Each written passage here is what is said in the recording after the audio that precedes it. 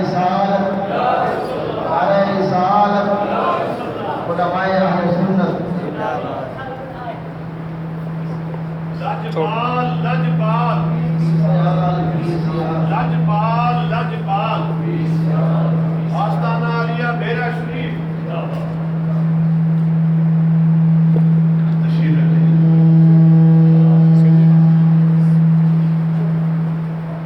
اب بلا تاخیر ہمارے آج کے مہمان خطیب آستانہ عالیہ دربار کے مسائل تشریف پروفیسر الکرم انٹرنیشنل یونیورسٹی میرا شریف اور ترجمان آستانہ عالیہ میرا شریف محترم علامہ ڈاکٹر محمد نعیم الدین الازہری دامت برکاتہ العالیہ، آپ کا بلا تاخیر ایمان افروز کتاب شروع ہوا چاہتا ہے۔ میں آپ کے کتاب کے درمیان میں حائل نہیں ہونا چاہتا۔ ہماری خوش قسمتی ہے کہ ہمارے آستانہ عالیہ میرا شریف کے خطیب، ترجمان اور الکرم یونیورسٹی کے پروفیسر اور ہمارے دلوں کی جان ڈاکٹر صاحب تشریف لائے ہیں۔ جماعت علماء سنت لاہور، علامہ اقبال ٹاؤن اور جامع مسجد مکی کی انتظامیہ کی جانب سے، احباب کی جانب سے میں خوش آمدید کہتا ہوں اور بلا تاخیر آپ کا خطاب نواز بچا۔ نعرہ تکبیر، اللہ اکبر، نعرہ رسالت، یا رسول اللہ، نعرہ رسالت، یا رسول اللہ، سیدی مرشدی، یا نبی یا نبی، سیدی مرشدی، یا نبی یا نبی، غلام ہے غلام ہے رسول کے غلام ہے، غلام ہے غلام ہے رسول کے غلام ہے۔ ایک بوڑھے کی آواز سے آپ کی آواز ابھی غالب نہیں ہے۔ غلام ہے غلام ہے رسول کے غلام ہے۔ تھوڑا سا تاوا ہے۔ ہمارے تو خطیب نوجوان خطیب ہیں، تو محسوس ہونا چاہیے کہ جو نعرے ہیں وہ پہلے ہی ہیں۔ خطاب کے دوران کوئی نعرہ لگانے کی کوشش بھی نہ کرے، نہ ہمارے یہ طلبہ کی نہ کرے۔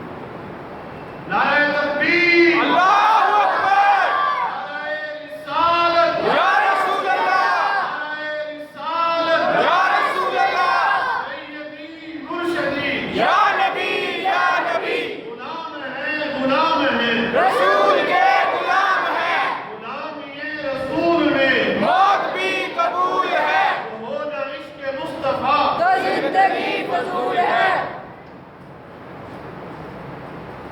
دو جوانوں نے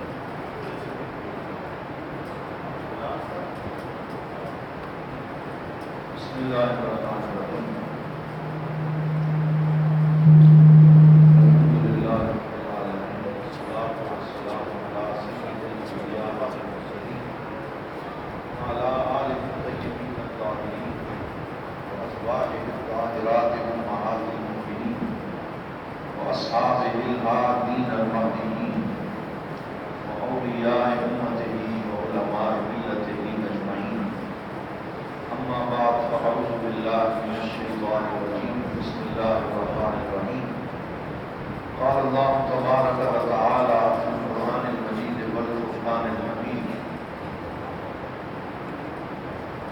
قل ان صلاتی و نسکی و محیای و مماتی للہ رب العالمین لا شریک لہ و بذالک امرت وانا اول المسلمین۔ صدق اللہ مولانا العظیم وبلغنا رسولہ النبی الکریم ونحن علی ذلک من الشاہدین والشاکرین والحمد للہ رب العالمین۔ تمام احباب محبت سے، ادب سے، شوق سے بارگاہ سرور کونین صلی اللہ علیہ وآلہ وسلم میں درود پاک پڑھیں۔ السلام علیکم یا سیدی یا رسول اللہ، السلام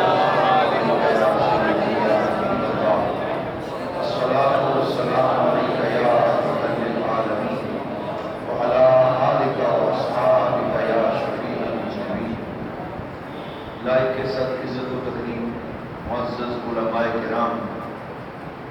بالخصوص جناب میزبان مکرم یادگار اسلاف حضرت علامہ مولانا محمد قاسم علوی صاحب دیدہ مندو،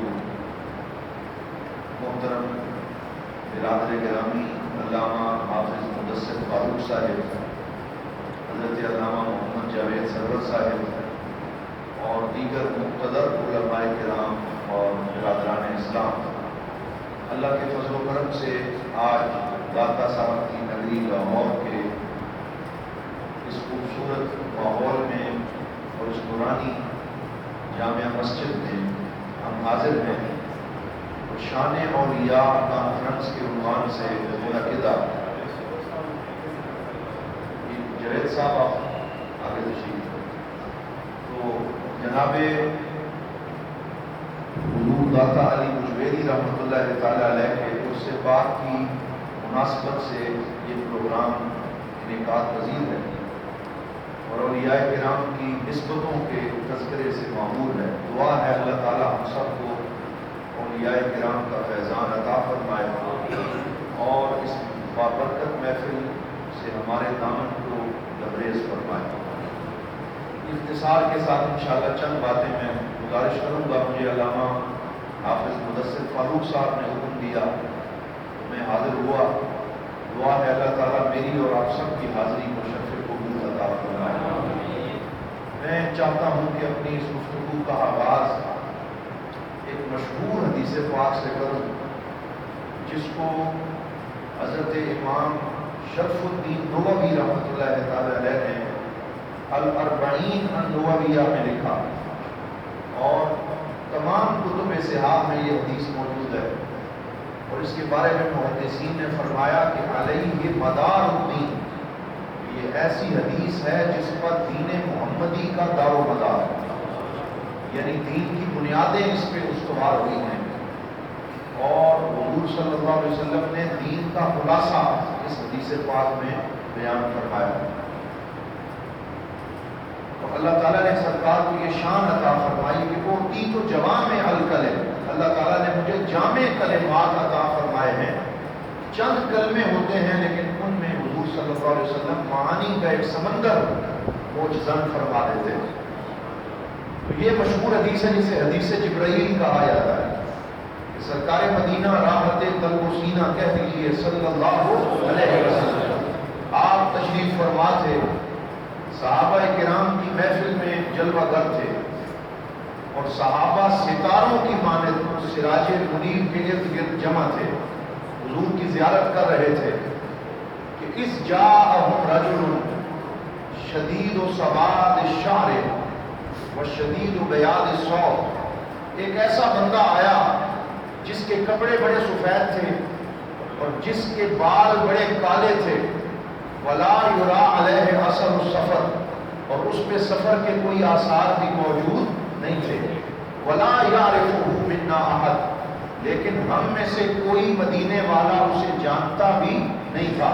تو ہم حیران ہوئے کہ صحرا کا سفر ہے، تو اگر تو یہ مسافر ہے تو اس کے بدن پہ سفر کے آثار ہونے چاہیے تھے، کوئی داڑھی مبارک گرد آلود ہوتی، پتہ چلتا سفر سے آئے ہیں، سفید لباس بھی ہے، بال بھی دھلے ہوئے ہیں، اور ہم میں سے کوئی انہیں جانتا بھی نہیں ہے۔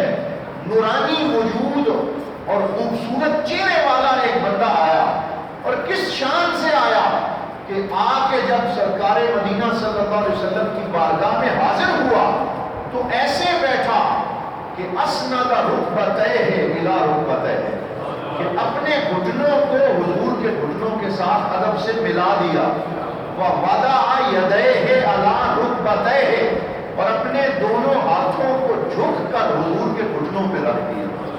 یہ ادب کا انداز ہے، یہ سائل کو سکھایا جا رہا ہے کہ جب دین لینا ہو تو صرف جینز کی پینٹ پہن کر کالج کے ماحول میں استاد کے ادب اور احترام کو ختم کرتے ہوئے اور ہر طرح کے آداب کو بالائے طاق رکھتے ہوئے اگر دین کا سوال کیا جائے تو انسان کو دین میسر نہیں آتا۔ دین تب نصیب ہوتا ہے جب سیکھنے والا سراپا ادب بن کے آ جائے، جب اس کے اندر ادب موجود ہو۔ حضرت علامہ محمد اقبال رحمۃ اللہ تعالی علیہ نے فرمایا دی سراپا سوختن اندر طلب انتہایش عشق آغازش ادب. فرمایا دین تو طلب میں جلنے کا نام ہے اور دین کا آغاز ادب سے ہوتا ہے اور دین کا انجام عشق مصطفیٰ اور عشق خدا پر ہوتا ہے. تو وہ بندہ جس کے سفر کے آغاز میں ادب شامل نہ ہو اسے دین کی حقیقت مل سکتی نہیں ہے. آج ہمارے معاشرے کا المیہ یہ ہے کہ ہمارے معاشرے کے لوگ بے ادب اور گستاخ ہوتے چلے جا رہے ہیں. ایک ولگیرٹی سی ہے جو دینی ماحول میں پیدا ہو گئی.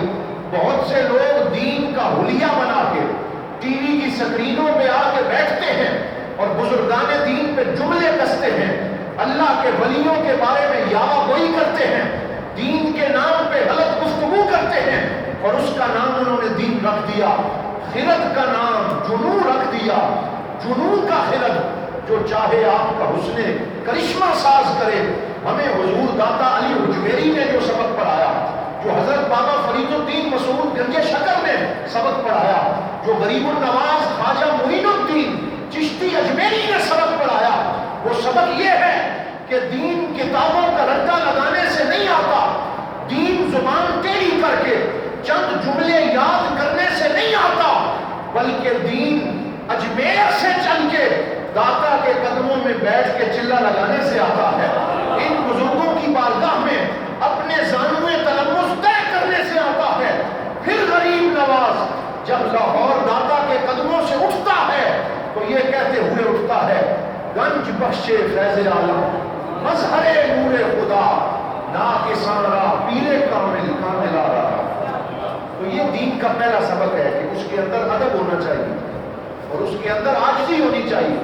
تو وہ جو شخص آیا اس نے اپنے گھٹنے سرکار دو عالم کے گھٹنوں سے ملا دیے اور اپنے ہاتھ حضور کے گھٹنوں میں رکھ دیے کہ ایسے سوال کیا جاتا ہے سائل سراپا ادب بنا ہوا ہو. کیا میں ایک اور حدیث پاک آپ کو سنانا چاہتا ہوں.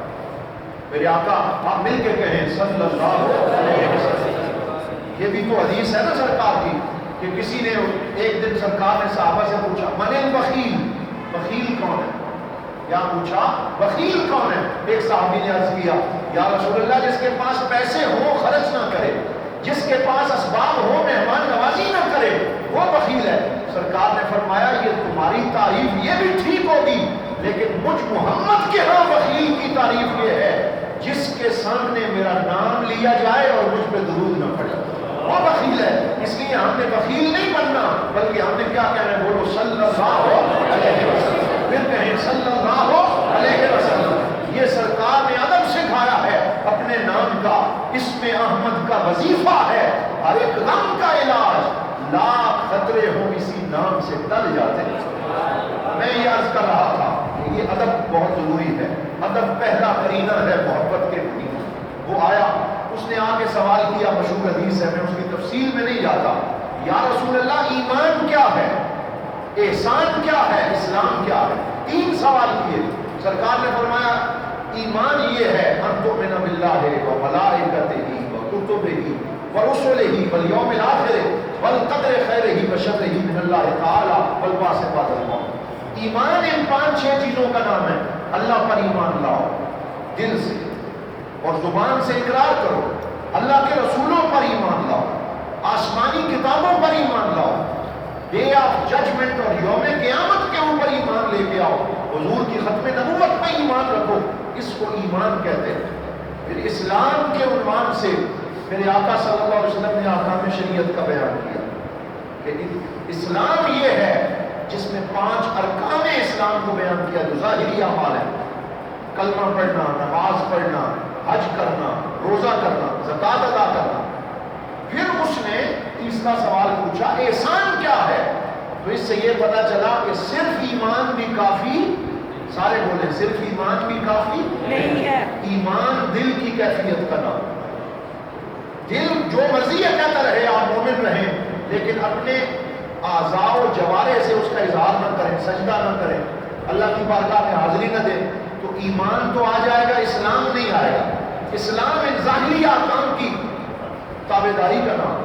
تو ایمان بھی ہو, اسلام بھی ہو, پھر بھی ایک تیسری چیز کی ضرورت مومن کو رہتی ہے جس کو بیان کیا گیا اگر تو یہ دو چیزیں کافی ہوتی یہاں پہ سوال ختم ہو جاتے، لیکن اس سائل نے تیسرا سوال کیا، یا رسول اللہ ایمان کا پتہ بھی چل گیا، اسلام کا پتہ بھی چل گیا، اب یہ فرمائیں کہ احسان کیا ہے، بولیے احسان کیا ہے؟ تو آپ صلی اللہ علیہ وسلم نے فرمایا ان تعبد اللہ کانک تراہ فإن لم تکن تراہ فإنہ یراک، فرمایا احسان یہ ہے کہ تو یوں اپنے رب کی عبادت کر جیسے تو اس کے مکھڑے کو دیکھ رہا، اس کے جلوے کی زیارت کر رہا ہے، یا اتنا نہیں کر سکتا تو اتنا ضرور کر کہ ہر وقت تیرا رب تجھے دیکھ رہا، مراقبے کی یہ کیفیت پیدا کرو۔ تو حضرات محترم ایمان کے